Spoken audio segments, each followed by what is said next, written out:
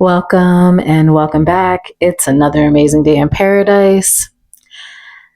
If you caught any of my earlier videos, you will know that my top 3 areas of priority are children and families, our elders on a fixed income, and those who are unhoused. And so I want to break those down a little bit. And the first thing that I want to talk about is infants, toddlers, and young children. And the one phrase that I want to use to describe this, what is possible for this age group, is privileged and protected. There's a quote by Bruce Perry. He did a conference. It was my first introduction to real introduction to him. He spoke at a conference called The Power of Research to Inform Policy. It was put on by the Pascal Sykes Foundation. I think it was there. They were in like New York, New Jersey area.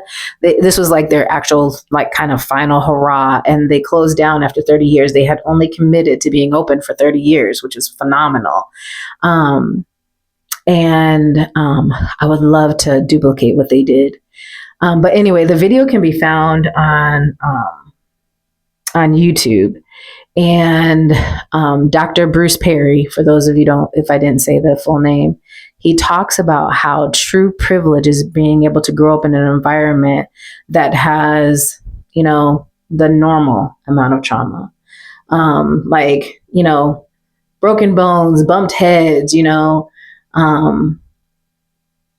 bumps and bruises from just growing up, not those that are inflicted by others.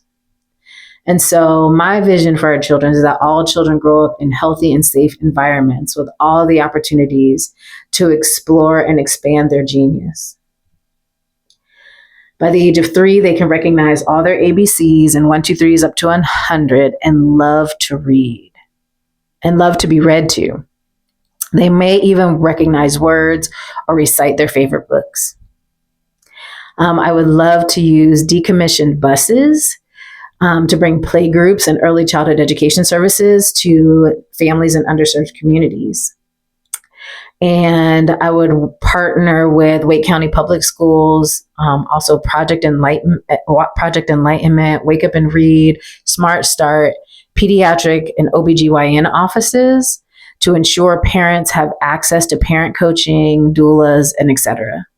Now, technically, this is not a role of city government, but we can partner. The city buses are under our jurisdiction. The city bus system is a city service.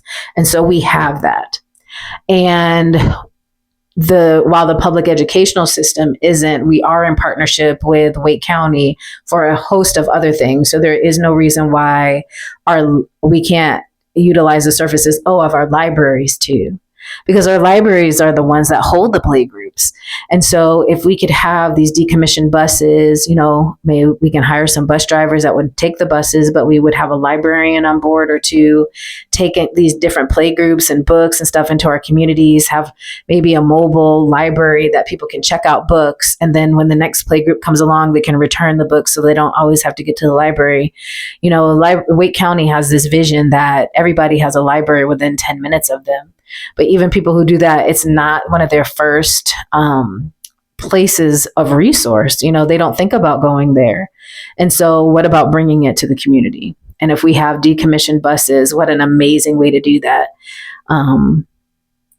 What an amazing way to bring early childhood education services and support to parents. And I don't know how to do this. It's just a thought and how the city can get involved. We could also possibly work with Parks and Rec, to bring these services at the park, Millbrook Exchange Park on Spring Forest Road. They have a community room that, parents can come in and play games with their littles between the ages up to the ages of 5, during the day. So there's a way that the city can partner with helping bring help our infants, toddlers, and young children grow up in a privileged and protected environment. And that privilege has to do with the way their brains develop and their nervous systems are regulated. And because for those of you that don't know, those foundational years are called that because they form the foundation of our behaviors when we are adults. And so this is an incredibly important aspect that I am truly passionate about, and feel that the city can get more involved in as a partner to bringing services to the people who need it the most, because it's our city they live in.